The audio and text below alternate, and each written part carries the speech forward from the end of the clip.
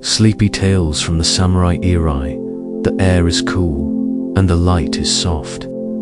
You're standing on a dirt road just outside a quiet village, somewhere in rural Japan. The year is vague. Let's say the 1400s, late Muromachi period. No one here is worried about what decade it is anyway. The rice still needs planting, the sandals still wear thin, and the roosters still wake everyone too early. You shift your weight, feel the worn straw of your waraji beneath your feet. The path ahead is uneven, but not unfriendly. The trees lean a little to the left, like they've grown tired of standing up straight, and the grass on either side of the road waves slowly more out of politeness than wind. You're not a samurai. Not tonight. You're, well, someone softer. Maybe a merchant's assistant, or a cousin to a temple cook. Someone whose life is not dramatic, but necessary. You've come to this quiet village with a basket of something forgettable: dried fish, or paper, or seasonal pickles, and now you're here, half working, half watching the day unfold. A rooster crows again, a little late. He means well. This story probably won't keep you awake. In fact, you may not make it through this day. That's okay. If you find your eyes getting heavy, let them. The villagers won't mind. They'll carry on without you, planting and sweeping and complaining about the taxes. They're very good at that. Before we begin, feel free to like this video softly, without any sudden movements. And if you're awake enough, tell us in the comments where you're watching from and what time it is for you. We like to imagine the quiet places you call home now. Let's ease into tonight's journey. You arrive just before noon. The sun is warm, not hot, and everything smells faintly of steamed rice and wet earth. A woman with a small dog nods at you without stopping her walk. A child crouches near a puddle, absolutely convinced it's a lake. There's a house being rethatched down the road. You pass a man standing on a ladder who pauses to scratch his leg with the edge of a bamboo pole. He waves the pole at you absently, as if to say, "Welcome to absolutely nothing remarkable." And yet, everything is quietly alive. A soft jingling sound reaches U-bells tied to the tail of a traveling Buddhist monk. He's barefoot, of course, and dust gathers between his toes. You can smell the faint incense trailing behind him, tucked somewhere in his cloth bundle. He mutters a chant that sounds like the wind forgetting its words. In a small square near the village center, two women gossip under the pretense of weaving baskets. Their hands are busy, but their eyes are doing the real work, tracking neighbors, cataloging who's limping, who's late, and who's probably pregnant. One of them notices you and smiles faintly, the way people do when they think you're harmless but possibly interesting. You keep walking. You're expected at the small storehouse near the temple, where you're delivering your basket of pickles, or maybe dried squid. Honestly, even you forget what's in it. You peek inside. Or radish, slightly sour, with a touch of shiso leaf. It's not your best batch, but it's not your worst either. You pass a carved wooden sign, hung crookedly. It reads, with astonishing optimism, "Open to all if you're not in a hurry." There's no rush. You wander past a shrine so small, it could fit inside a wardrobe. Two paper cranes sit inside, gently yellowing from age. Someone has left 3 beans and a coin as offering. The gods will understand, it's peaceful here. Even with the crows arguing in the trees above, you hear the soft, rhythmic thump of someone pounding mochi in the distance. That hollow, steady sound of wooden mallet on glutinous rice. It has the same effect as a lullaby, except it smells delicious. The wind stirs again. and a thin sheet of dust dances past your ankles. You reach the storehouse. No one's there yet. A cat sleeps on top of a sack of millet, perfectly flat, like someone ironed it. You sit, you listen. You forget the time, and the day, as it always does, continues without fanfare. Later in the afternoon, a low drumbeat begins. Near the temple, nothing urgent, more like someone casually warning the spirits that something's about to happen. You follow the sound. A ceremony is starting. A seasonal ritual, one of those hundreds of annual observances that help the villagers keep track of the moon, their ancestors, and the appropriate time to harvest daikon. You walk the narrow path up the hillside behind the village. It's not steep, but the steps are worn smooth from centuries of soft-soled feet. You count them without meaning: 21, 2, 23, 37. At step 44, a pinnacone tries to trip you. It fails. At the top, a wooden torii gate marks the entrance to a small shrine clearing. The clearing smells of cedar and charcoal. Smoke curls up from a small ceremonial fire, tended by an old priest with a shaved head and a suspiciously new robe. He nods at you. Not in welcome, exactly. More like acknowledgement. You exist. Fine.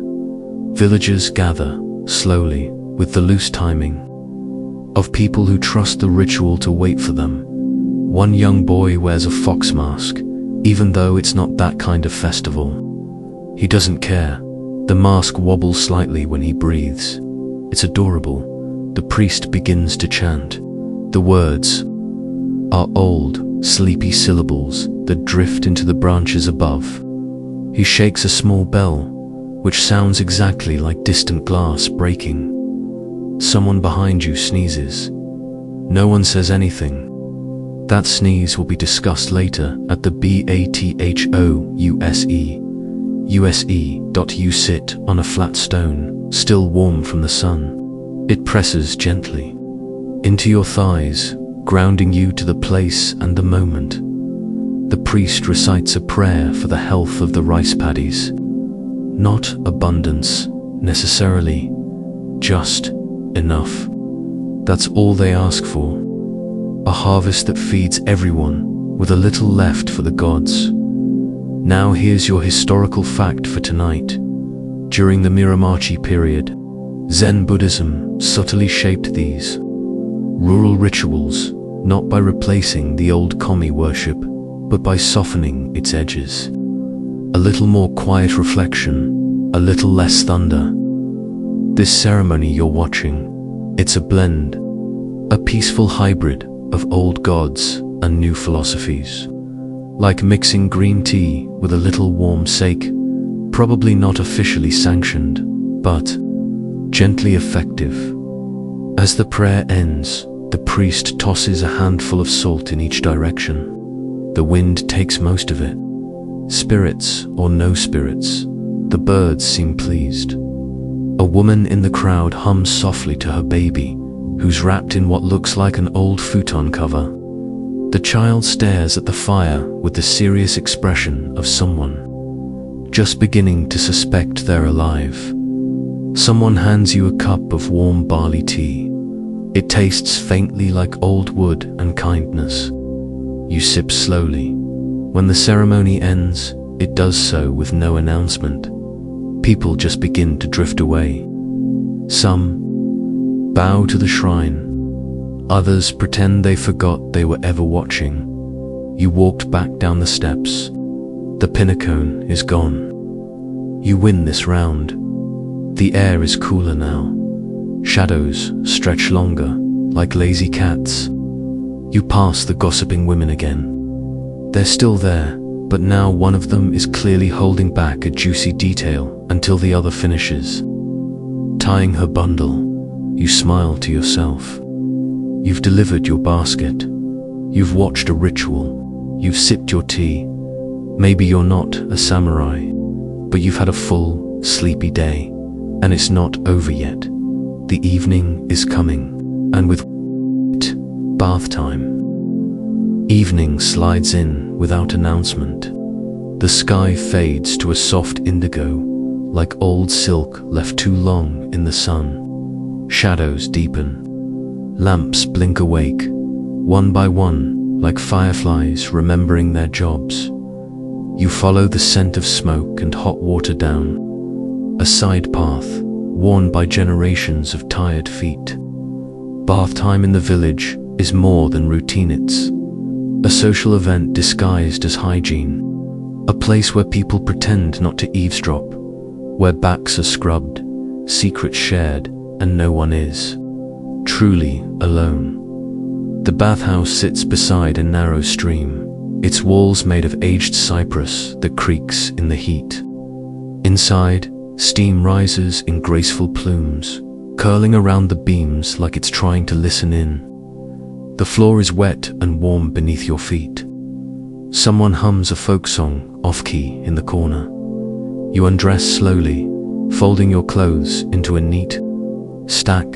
It's the only moment all day when no one expects anything from you. You ladle hot water over your shoulders. It hits like memory sharp, then soothing. An old man beside you tells a story you didn't ask for. It's about a horse, a lost sandal, and a very impatient magistrate. You nod at the right moments. He doesn't notice that your eyes have glazed over like a sweet bun in the main bath. The water is so hot it startles your skin before softening it. You sink in with a sound that's somewhere between a sigh and a groan. Around you, others soak in companionable silence. One woman casually fans herself with a towel. A group of teenage boys pretend to be quiet but can't stop elbowing each other. A merchant hums a sutra under his breath, more out of habit than piety. Here's tonight's historical tidbit. During the Muromachi period, bathhouses were not yet public in the way they would later become. Most towns had communal baths like this, simple, wood-fired, and humble. Samurai sometimes bathed alone, of course, because honor apparently doesn't tolerate splashing, but villagers preferred it this way.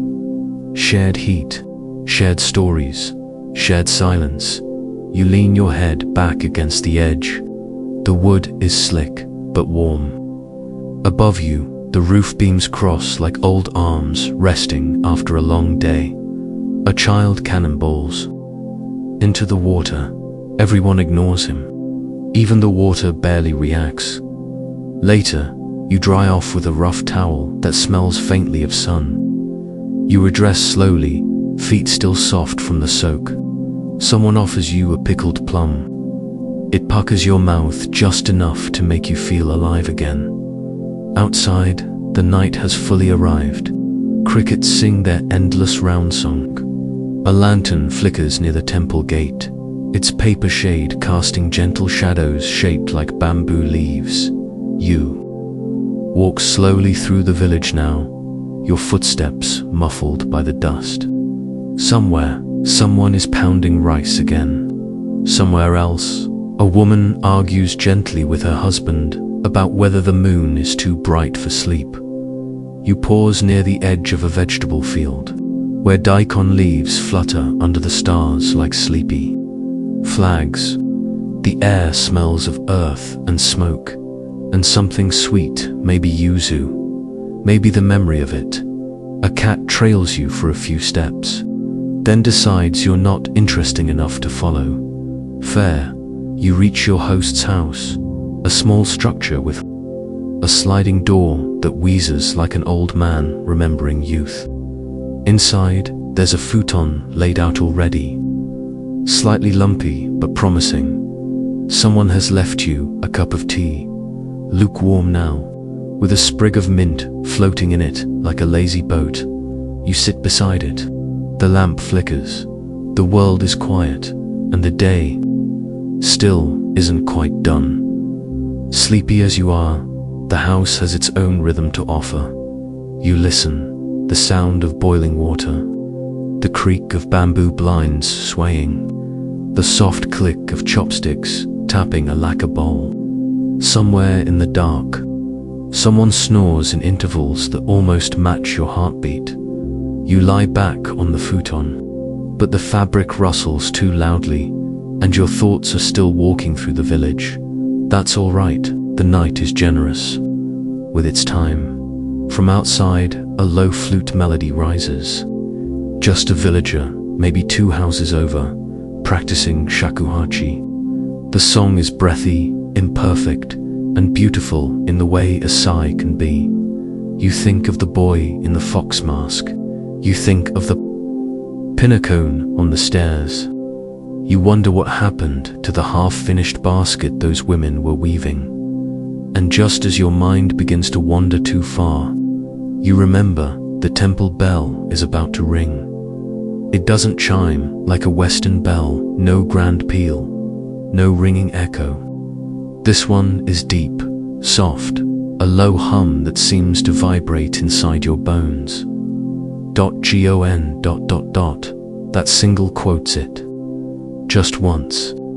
A reminder that time exists, and then permission to forget it again. During this era, such temple bells weren't just spiritual, they were practical. They marked the end of labor, the beginning of dreams, the slow turning of the seasons. Number. Need to check the hour? When the bell sounds, you are either eating, praying, or sleeping. Tonight, you choose sleep. Before you fully fade, your host's daughter peeks in. She's maybe 12, holding a tray with 2 small rice cakes. She offers you one like it's a treasure. You accept it like it's sacred. She doesn't speak, just nods once, then disappears again. The rice cake is warm, slightly sticky, and filled with red bean paste that tastes of hearth and patience. Outside, wind moves through the bamboo grove.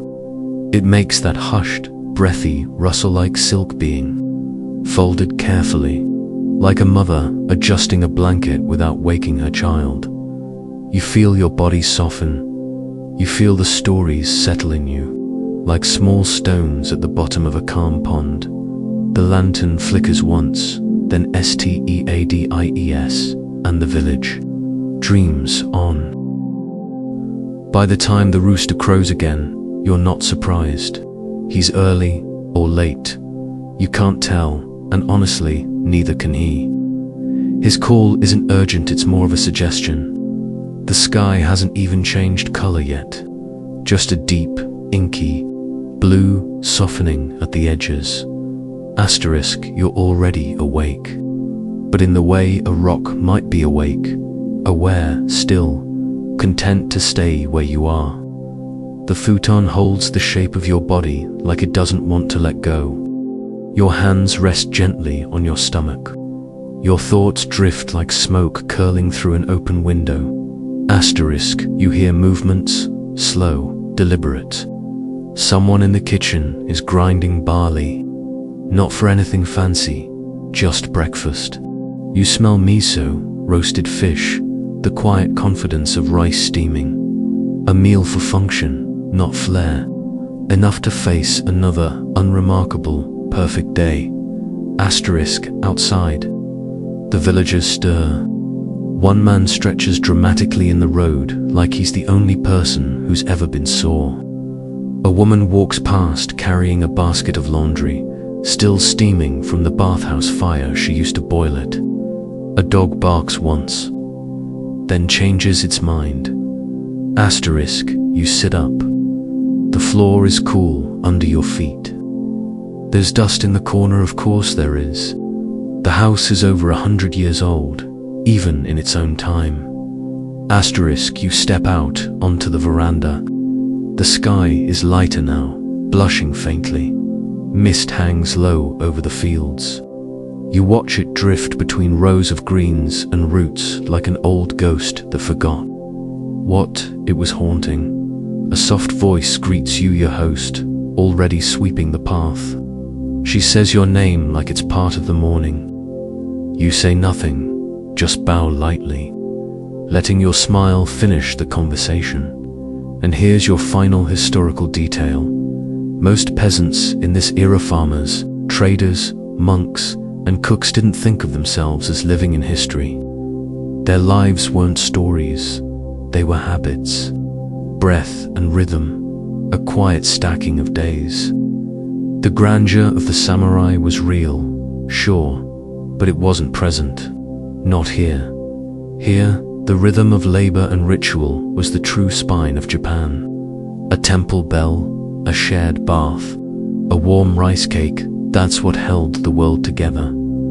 Asterisk, as you begin to walk the path toward the road again, basket light on your back, sandals whispering against the dust, you realize nothing dramatic ever happened here, and yet everything happened.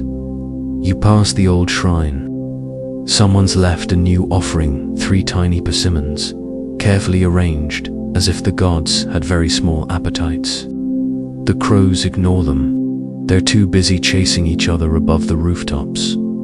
Asterisk, the gossiping women are gone. Only their stools remain, like a stage, waiting for its actors. Asterisk, you reach the edge of the village. A gentle slope leads to the main road, the same one that's carried 1,000 footsteps and still refuses to be in a hurry. You turn once to look back. The fields, the bathhouse, the crooked sign, the sleepy shrine, wrapped now in morning light. Everything is exactly the same and completely different. Asterisk, you start walking again. You don't need to know where you're going. The road is soft. The day is long. The world is patient. Asterisk, and now there's nothing left to do. Asterisk, the story has folded itself gently, like a kimono after a festival. The village has fallen into that kind of stillness only found in dreams or very old places. The road winds on without concern. The shrine cranes sleep. The futon remembers you. Asterisk, you're still holding the rhythm of the day, aren't you? The soft rise and fall of sandals on dirt. The warmth of barley tea held between 2 hands. The slow, almost shy bell that rang from the temple, asking nothing more of you than to notice it. Asterisk, let it all blur now. Asterisk, let the scent of miso soup drift far off into the fog of sleep. Let the quiet gossip fade into river sounds. Let your thoughts wander into the mist between rice paddies, where frogs sing lullabies and ghosts mind their own business. Asterisk, you've walked the village. You've eaten their food, shared their bath, watched their rituals, and honored their silence. Asterisk now. Nothing presses, not history, not time, not even your eyelids. Asterisk, you can stay here if you'd like. The house has a spare fountain. The cat probably won't mind.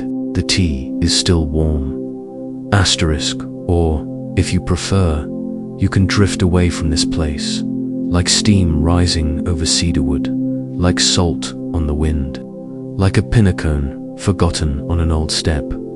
Asterisk, wherever you go next, let it be slow, let it be kind, let it be quiet. You've had your day, and now you can rest. Good night, traveler.